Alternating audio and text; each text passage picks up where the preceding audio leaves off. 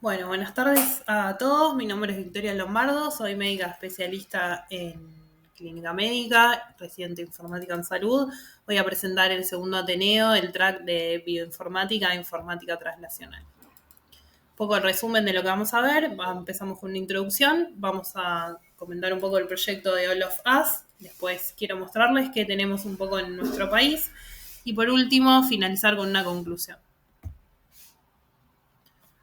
Bueno, la bioinformática translacional consiste en el desarrollo, en el uso de enfoques y herramientas computacionales sobre enormes cantidades de datos biológicos y clínicos para el avance de la medicina. La bioinformática facilita descubrimientos biológicos y cumplió un rol fundamental en el proyecto Genoma Humano, donde se obtuvo por primera vez la secuencia de ADN humano por completo en el año 2003. Entonces, cuando hablamos de medicina translacional, tenemos que pensar que el producto final tiene que ser aplicable a la salud humana y al tratamiento de enfermedades. Estos avances brindan una oportunidad realmente increíble para lograr un impacto en terapias y diagnósticos de enfermedades utilizando datos moleculares y clínicos para comprender mejor las enfermedades en la era de la medicina de precisión. ¿Y a qué nos referimos con medicina de precisión? Bueno, la definimos como un área de la medicina que usa información genética con el objetivo de prevenir, diagnosticar o tratar una enfermedad.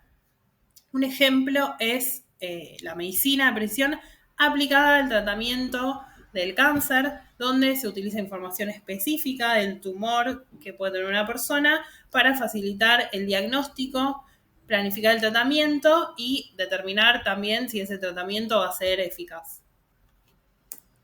Entonces, cuando hablamos del enorme potencial que tienen estas técnicas, no podemos no considerar las posibles inequidades que puedan generarse, ¿no? ¿Y por qué pensar en inequidades en este campo, no? Bueno, la inequidad puede suceder cuando hay subrepresentación de algunas poblaciones. Los avances científicos tienen que ser considerados dentro de un marco de equidad e inclusión para evitar la propagación de sesgos o disparidades en la atención en salud. La medicina de precisión no está ajena a estos conflictos que puedan surgir y hay trabajos que reflejan que las personas con ascendencia europea están mucho más representadas en los estudios de genoma, conformando el 80% de los participantes en estos trabajos. Esto hace que los puntajes de riesgo poligénico derivados de tales estudios puedan tener menos poder predictivo para individuos que no son de ascendencia europea. En este Ateneo les quiero compartir un ejemplo de iniciativas que buscan evitar esa subrepresentación y un ejemplo que vamos a ver a continuación se llama LOFAS, que es paradigmático a nivel mundial. Es un proyecto ambicioso, es un proyecto de gran escala que tiene el objetivo de representar mucho mejor a estas poblaciones. Bueno, esta es una publicación de mayo de este año que describe cómo está diseñado el programa. El proyecto de investigación All of Us es uno de los esfuerzos de Big Data más grandes y ambiciosos para promover la investigación biomédica. Tiene como objetivo acelerar la investigación en salud y medicina, logrando que colaboren como participantes por lo menos 1 millón de personas a lo largo de todo Estados Unidos. Así es como se crea el recurso de datos biomédicos más variados en la historia. Un aspecto distintivo del proyecto es que le da una relevancia especial en su compromiso con la inclusión de grupos que históricamente estuvieron subrepresentados en la investigación biomédica, incluyendo no solamente minorías raciales y étnicas, sino también a individuos con bajos ingresos o bajos niveles educativos, personas residentes en áreas rurales, personas que se identifican con alguna minoría de género o que tienen alguna discapacidad. Entonces, como resultado, All of Us aborda las limitaciones que existían en cohortes en otros trabajos de investigación, como por ejemplo los tamaños reducidos de las muestras o la falta de diversidad de datos fenotípicos bien detallados. Y la forma de lograr este propósito es mediante una sólida participación comunitaria y un compromiso con la transparencia, que dicho sea De paso van a ser las claves que van a tener este programa. A su vez, otorga una retribución a los participantes pudiendo acceder a los resultados sobre su información genética. Por otro lado, LOFAS sirve a programas de investigación innovadores, además facilita el acceso generalizado a los datos para poder impulsar proyectos de investigación. Entonces, ¿quiénes participan en este programa? El programa está impulsado por la colaboración entre distintos responsables. En la imagen podemos ver todos los participantes que se relacionan para lograr este objetivo y vamos a ir viendo paso a paso en detalle cómo funciona el programa. En esta imagen podemos ver la complejidad que tiene, la cantidad de sistemas y usuarios que intervienen. Las tareas relacionadas a búsqueda de participantes y su inscripción está a cargo de toda una red nacional de colaboradores que además aseguran que el proyecto refleje la diversidad que hay en Estados Unidos. Dentro de esta red colaboran centros médicos regionales y centros de salud acreditados, distintas organizaciones proveedoras de atención médica que registran a los pacientes en sus respectivas regiones. La red permite que los participantes puedan donar muestras de cualquier lugar de Estados Unidos.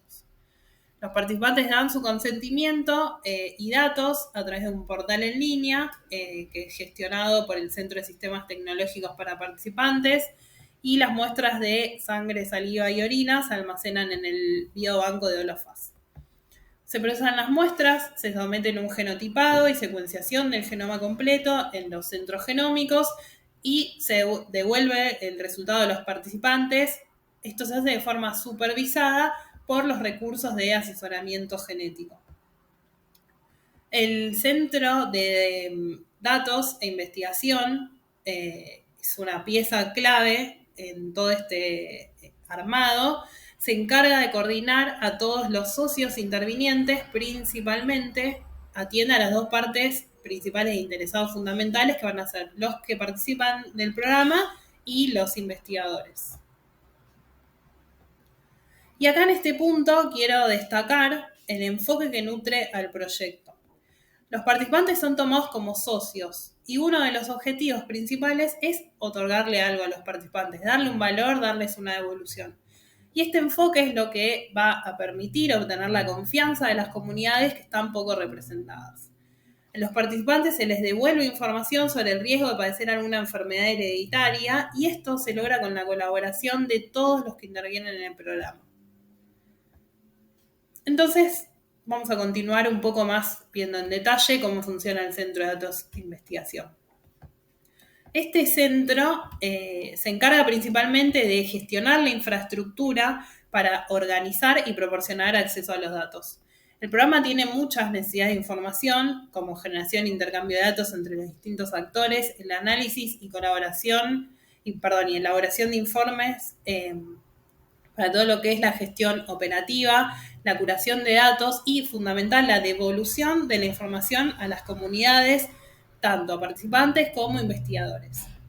Y los datos tienen que cumplir con 4 atributos que son claves, que son las 4 velocidad, veracidad, volumen y variedad. Y a su vez ya sabemos que los datos en salud son datos sensibles. Y esto hace que tengan que cumplir con otros requisitos como son privacidad, longevidad y propiedad, que van más allá de las exigencias de las 4B y requieren una infraestructura y herramientas adicionales. LOFAS tiene el desafío de equilibrar dos objetivos que comúnmente están en tensión. Son, por un lado, proteger la privacidad de los participantes, por el otro, garantizar el acceso a la información y el uso de la información para promover la innovación y la investigación.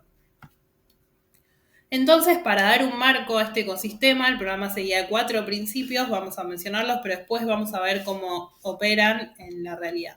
Estos principios son construir sistemas seguros y escalables y sostenibles, aumentar la utilidad sin sacrificar la riqueza e integridad de los datos, tenemos compartir los datos de forma amplia y prudente, y por último, apoyar herramientas y flujo de trabajo útiles. Entonces vamos a ver cómo se conforma todo este programa para después poder ver estos principios en acción.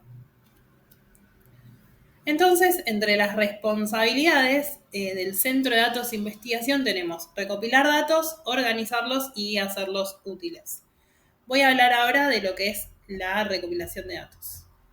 El centro facilita la recepción y almacenamiento de datos mediante varios sistemas. En primer lugar, los participantes se inscriben en el programa a través de portales en línea.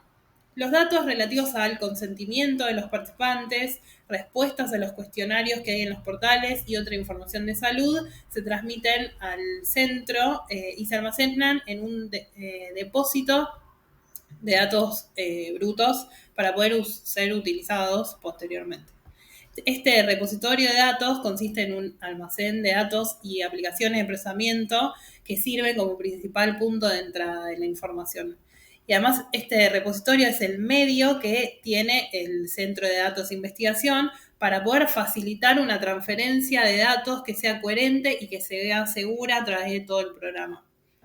El sistema tiene una serie de interfaces de programación y otras aplicaciones que facilitan su integración con sistemas externos y internos también. Entonces, ejemplos de integración que hay en el programa. Un ejemplo de integración interna es el que se da con Health Pro, que esta aplicación se utiliza para la evaluación de los participantes, facilita la recolección de muestras, pero también de otros datos como pueden ser peso, talla, altura, tensión arterial de los participantes.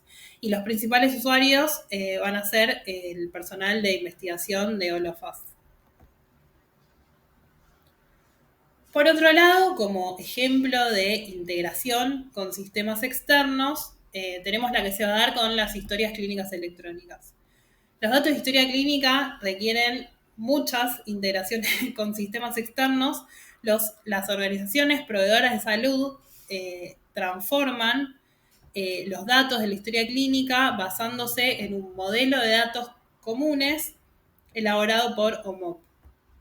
OMOP es un organismo que está vinculado a la FDA, instituciones académicas, farmacéuticas, que tiene el objetivo de vigilar cuestiones relacionadas a lo que es la gobernanza de datos, la seguridad y genera estándares para poder compartir información. Los socios, organizaciones proveedoras de salud, transforman primero los datos de sus historias clínicas en el modelo de datos comunes que da OMOP. A continuación, los administradores de estos centros de datos transmiten estos datos con este formato aceptado y regulado al centro de datos e investigación a través de aplicaciones que canalizan esta información de la historia clínica. Lo otro que tenemos es la curación de datos. Los datos necesarios, tanto como para la gestión operativa del programa, como para detectar anomalías o para la inscripción de participantes, se desidentifican y se introducen en un repositorio de datos del programa donde la información puede utilizarse de forma segura para la elaboración de informes, alertas y otras necesidades operativas. Los datos con utilidad para la investigación se ponen a disposición de un proceso de curación que aplica una sólida metodología de privacidad. Hay un conjunto de reglas de curación y limpieza de los datos y cualquier mapeo de datos necesarios para garantizar un modelo de datos coherente y adecuado. Todo eso da como resultado el repositorio de datos curados, que eso se pone a disposición de los investigadores autorizados.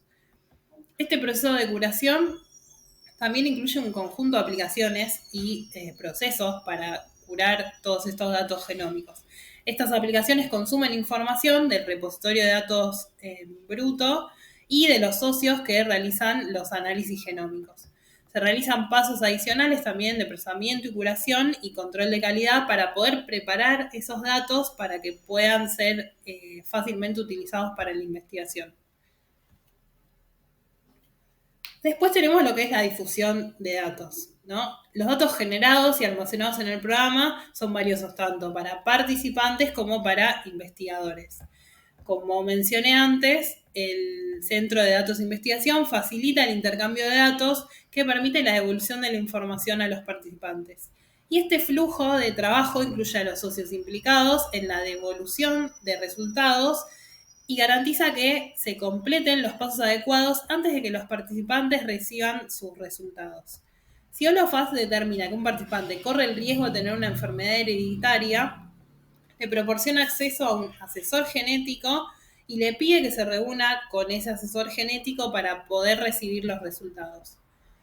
A su vez, paralelamente, los datos de los participantes en el Centro de Datos de Investigación se ponen a disposición de los investigadores. El Centro de Investigación tiene un sitio web que es público, que conecta a los investigadores con información general sobre el programa, datos de investigación, herramientas y un proceso de acceso que tiene particular, seguro. Todo esto es conocido como el Research Workbench, donde los investigadores asociados pueden acceder a los datos de los participantes de Holofast y analizarlos. Este sitio web tiene un navegador de datos que permite a los visitantes explorar una versión resumida, agregar datos, una versión resumida y agregada de los datos de los participantes. Hay un explorador de encuestas que permite a los visitantes acceder a la documentación relativa a los cuestionarios que hay de Holofast y un directorio de proyectos de investigación que ofrece la posibilidad de buscar dentro de una gran biblioteca de proyectos de investigación por ejemplo, qué proyectos están activos y están utilizando datos de Holofast. Los investigadores tienen la posibilidad de crear como un espacio de trabajo para su proyecto y también compartirlo con otros investigadores. También pueden acceder a un conjunto de herramientas personalizadas, incluido un generador de cohortes para seleccionar a los participantes del estudio en función de los criterios que ellos consideren necesarios para su investigación. Entonces, ahora que revisamos el funcionamiento de este ecosistema, vamos a ver cómo operan los principios rectores. Los menciono nuevamente. Teníamos construir sistemas seguros, escalables y sostenibles, aumentar la utilidad sin sacrificar la riqueza e integridad. Tenemos compartir los datos de forma amplia y prudente y apoyar herramientas y flujo de trabajo útiles. Bueno, en esta sección vamos a ver, la idea es ver cómo el Centro de Datos de Investigación tiene en cuenta los requisitos operativos y de seguridad para construir el principal componente del sistema, que es el repositorio de datos brutos. Este repositorio es el núcleo de la infraestructura de almacenamiento de datos. Hay información de 50 proveedores de salud con distintos sistemas de historia clínica, o sea, hay 16 proveedores distintos de historia clínica. Y las organizaciones comparten datos cada trimestre. Los administradores de datos comparan los registros de sus pacientes con los de los participantes de Holofast y los exportan desde sus historias clínicas siguiendo el formato MOP como vimos. Los datos se introducen en el repositorio y este proceso es mantenido por un equipo de operaciones de historia clínica que pertenece al Centro de Datos de Investigación, da apoyo y orienta a los administradores de datos de las instituciones. Estos datos que consume el repositorio a su vez se alimentan de cuadros de mando operativos, por ejemplo, para ayudar a los socios y a otros interesados del programa. Entonces, cada trimestre ese envío de datos implica actualizaciones completas de datos para que la información esté actualizada y sea precisa. La construcción de un sistema escalable y sostenible requiere infraestructura para apoyar a distintos equipos. Para ser escalable y sostenible fue fundamental en este proyecto que el Centro de Datos de Investigación cultive una organización con capacidad para adaptarse rápidamente y comprometer a nuevos socios al programa y que establezcan relaciones con diversas comunidades para recopilar datos. En la actualidad, el Centro de Datos e Investigación cuenta con 83 socios que comparten datos entre los que se incluye el Centro de Sistemas de Tecnologías para los Participantes, está el Biobanco, bueno, y otros socios del programa, ¿no? Algunos tipos de datos deben transmitirse, almacenarse y recibir confirmación de que fueron recibidos. O sea, confirmación de recepción prácticamente en tiempo real. Mientras que otros tipos de datos pueden procesarse de forma asincrónica, digamos. Entonces, el Centro de Datos de Investigación admite una configuración que es muy granular para lo que es el intercambio de datos asincrónicos, por ejemplo, datos procesados de forma sincrónica, y proporciona métodos de intercambio de datos sincrónicos también cuando esto es necesario. Por ejemplo, los participantes no pueden proporcionar muestras para el análisis hasta que no hayan completado previamente el consentimiento en el portal del participante. Y su consentimiento tiene que sincronizarse con el Centro de Datos de Investigación y el personal clínico tiene que a su vez confirmar la presencia de este consentimiento en GELPRO, que esto lo hacían la parte de los investigadores. El segundo principio, Holofast recopila y proporciona acceso a una gran variedad de tipos de datos procedentes de muchas fuentes, como vimos.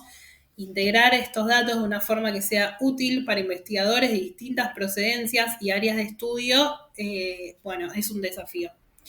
Una de las decisiones más importantes del programa fue adoptar estándares que fuera posible, como HL7 y FHIR, y otros para datos sanitarios, como por ejemplo la Alianza Global para Genómica y Salud, que trata lo que es datos genómicos, y incorporar la experiencia de estos consorcios internacionales para la representación de datos es una de las patas que le pudo dar un marco sólido al proyecto.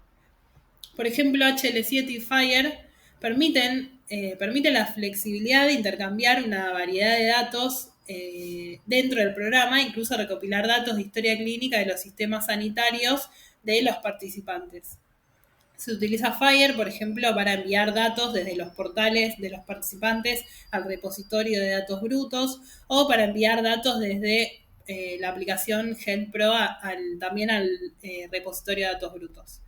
Los participantes pueden elegir vincular su historia clínica directamente con su cuenta del portal de participante, lo que permite al programa de investigación acceder a sus datos sanitarios en FHIR, incluso si el lugar donde reciben atención no es un centro que sea socio de Holofast y que comparta datos directamente de la historia clínica. Bueno, el tercer principio tenemos compartir los datos ampliamente y con prudencia. Acá volvemos a retomar la tensión que hay entre compartir datos, por un lado, y protegerlos. Holofast optó por crear 3 niveles de acceso a los datos. Uno es público, que no requiere inicio de sesión. Después está uno que es registrado, que sí requiere inicio.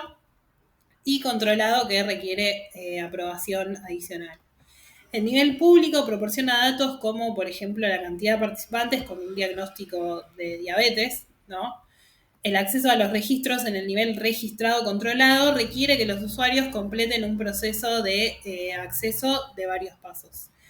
El Centro de Datos de Investigación aplica métodos para reducir el riesgo de reidentificación, como por ejemplo la aleatorización de la información y, bueno, para cumplir con los estándares de IPA, ¿no? El nivel controlado tiene datos más detallados y potencialmente sensibles, por ejemplo, la secuencia del genoma completo de un participante.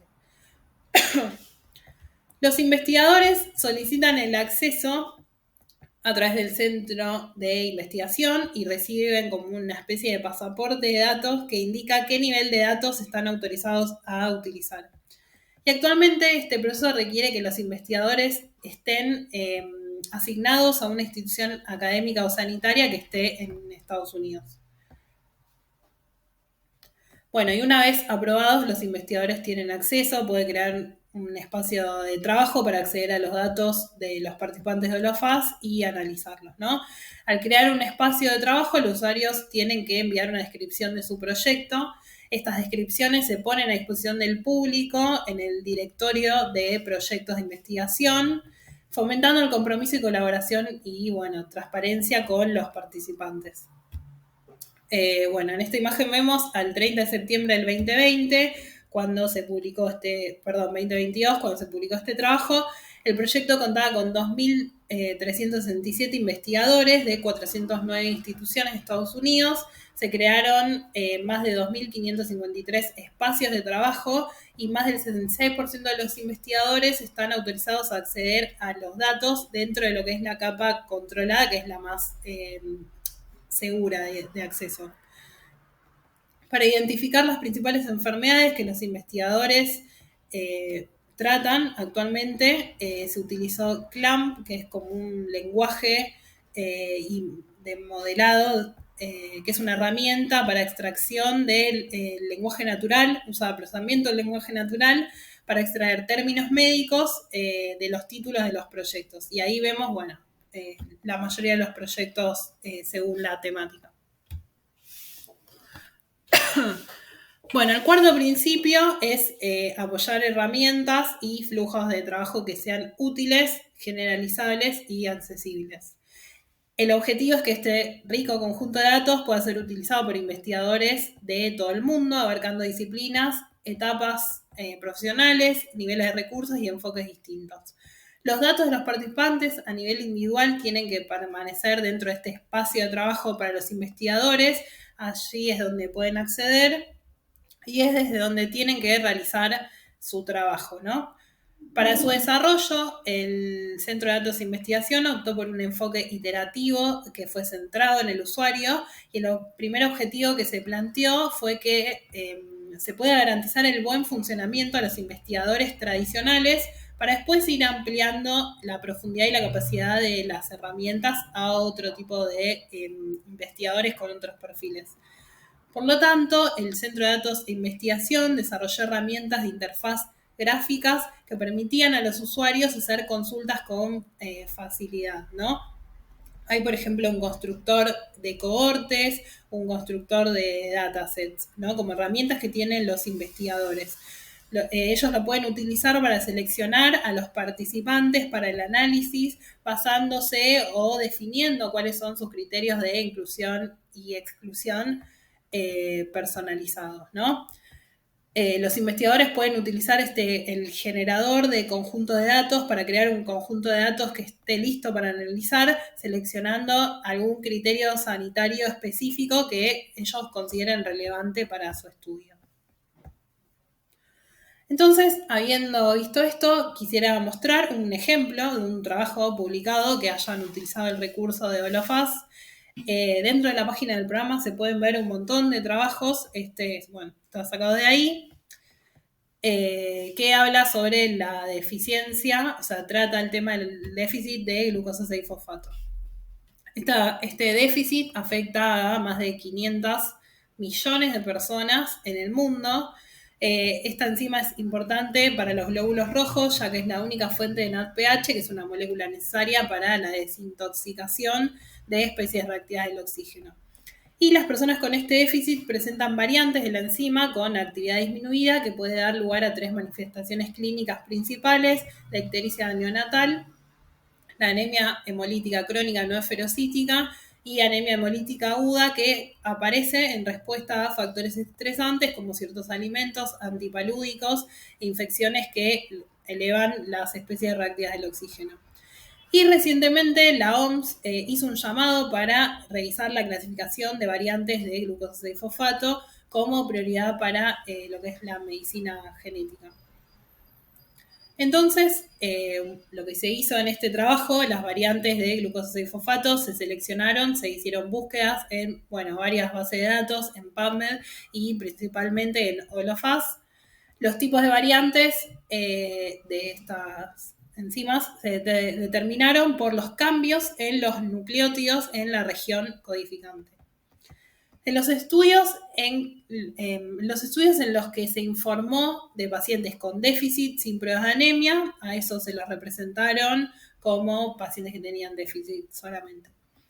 Y los datos de Olofaz se consultaron mediante el espacio que hablaba antes, que disponen los investigadores para poder consultar bases de datos.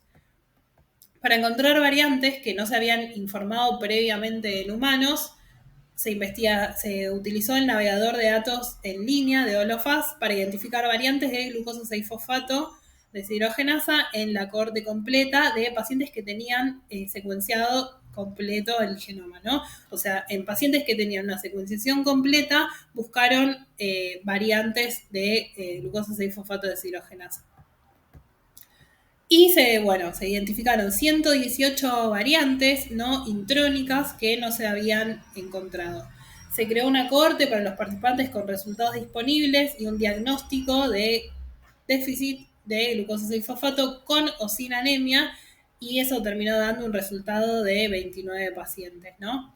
Olofaz tiene almacenados códigos clínicos y secuenciación del genoma completo de miles de individuos. Eso es lo que permite conectar las variantes con también las presentaciones clínicas. Vimos que se integraban datos de historias clínicas, ¿no? Entonces, mediante el análisis de las bases de datos y todas estas búsquedas bibliográficas, se pudieron identificar 1.341 variantes de la glucosa 6-fosfato deshidrogenasa descritas en humanos. 296 de estas variantes estaban descritas en publicaciones, el 75% en individuos que tenían ya declarado un déficit. Para 414 variantes se disponía de información adicional detallada. Y lo que es clave acá es que se identificaron 118 variantes que no se habían encontrado en ninguna, o sea, que no estaban en ninguna base de datos, en ninguna búsqueda bibliográfica, solo se pudieron identificar mediante Olofaz. Mediante una revisión sistemática de la literatura y de las bases de datos, se pudo como recopilar un catálogo muy completo de cuáles son todas las variantes de los genes que codifican para esta enzima, ¿no? En seres humanos. Y esto es importante porque ayuda a, o sea, en este caso, hay un montón de otras investigaciones en otras patologías, pero este método ayuda a comprender un poco más sobre la enfermedad y poder responder algunas preguntas, como, no sé, ¿hay alguna variante relacionada con síntomas más graves, por ejemplo, ¿no?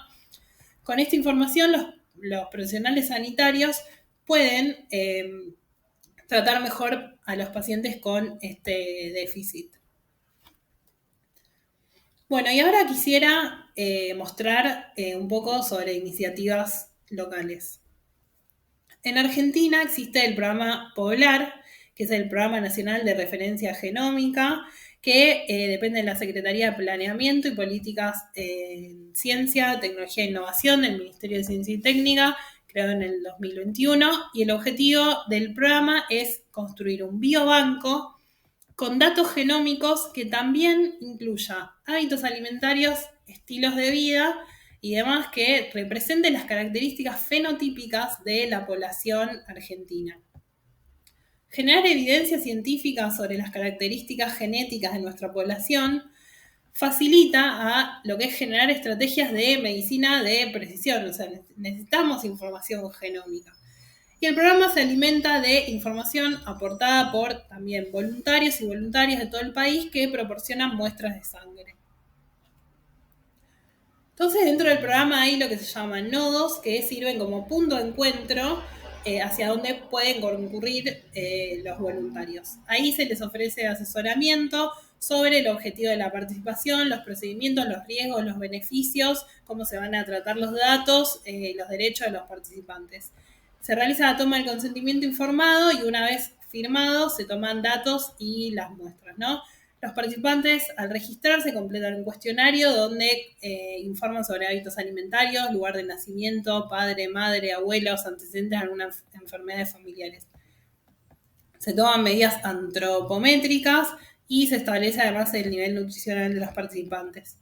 Se hace la extracción de sangre, que es igual a cualquier extracción convencional, y en este caso en este programa los datos colectados, inclusive los datos genómicos, no se van a analizar de forma individual, sino como un grupo, ¿no? Y esta información va a integrar una base de datos para la investigación. En caso de que alguna investigación requiera el análisis individual, el participante haya permitido que lo contacten, bueno, se contactan con el participante y ahí el participante da su consentimiento. Y otra iniciativa que quiero mostrar acá es Magenta, se llama así por sus siglas, es el Mapa de Accionabilidad Genómica Tumoral de Argentina y es un proyecto de investigación y desarrollo en medicina de precisión que acá se coordina lo que es un consorcio público-privado donde participa el Hospital Italiano y el Consejo Nacional de Investigaciones Científicas y Técnicas, o sea, el CONICET, a través del Instituto Multidisciplinario de Biología Celular, el INVICE. Acá en esta imagen podemos ver el portal de Magenta. El foco principal del proyecto está en la acción clínica de las drogas oncológicas. Y el objetivo final es transformar la atención en cáncer y convertirla en un tratamiento orientado a las características particulares de cada participante y de cada tumor. Para poder llevar a cabo el proyecto se puso en funcionamiento una plataforma de secuenciación masiva de segunda generación que está en el Hospital Italiano. Esta plataforma funciona en conjunto y de manera integrada con la plataforma que hay en el INVICE que se usa para estudios de ancestría poblacional. Entonces, la fuente de toda la información clínica surge de la historia clínica del Hospital Italiano. La información clínica del paciente que se visualiza es edad, sexo, antecedentes de diabetes, alcoholismo, tabaquismo, tipo de cáncer, estadio tumoral y cirugía de tumor primario. La información genómica de los pacientes se obtiene del laboratorio de secuenciación del Hospital Italiano y también del INVICE, ¿no? En el Hospital Italiano, en el laboratorio, se secuenciaron muestras utilizando un panel oncológico basado en amplicones. Los amplicones son, para reducirlo, fragmentos de ADN para analizar 52 genes relacionados clínicamente con tumores sólidos. Y en el INVICE se analizó lo que es la ancestría poblacional en línea materna a partir de ADN mitocondrial de las muestras de los pacientes. Para registrar y almacenar los datos del proyecto se utilizó REDCap, que es un software de captura de datos, que permite crear formularios dinámicos para cargar información.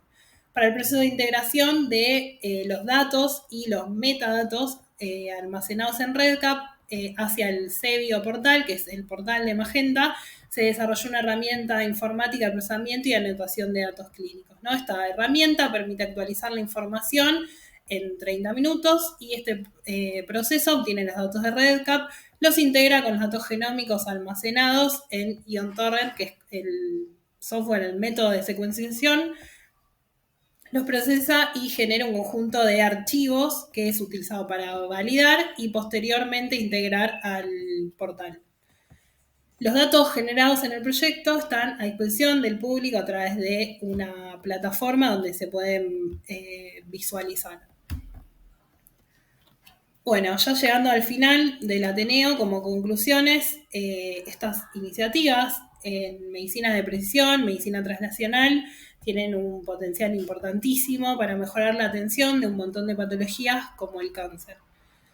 Realmente pueden otorgar un beneficio a la salud y a la investigación de distintas problemáticas y es importante para desarrollarlas tener el apoyo de distintos sectores. No se puede contar con un laboratorio de secuenciación en cada hospital. Entonces, por eso es necesario que haya colaboración entre distintas instituciones y que colaboren y participen entre sí. Un dato que no es no menor es que el programa GoloFAS se financia con fondos públicos con recursos asignados cada año por el Congreso en Estados Unidos. En Magenta vemos la colaboración entre instituciones públicas o privadas, ¿no? Y otro punto que es clave también es involucrar a los participantes del proyecto para su construcción. Y otra cosa que es no menor y es muy importante para llevar a cabo estas iniciativas es que es necesario contar con un recurso humano capacitado en el tema. O sea, tener la capacidad, la cantidad de profesionales para poder seguir ampliando estos programas también es un punto clave. Bueno, ahora sí, finalizamos. Muchas gracias a todos y nos vemos dentro del próximo Ateneo por Javier Castro. Muchas gracias.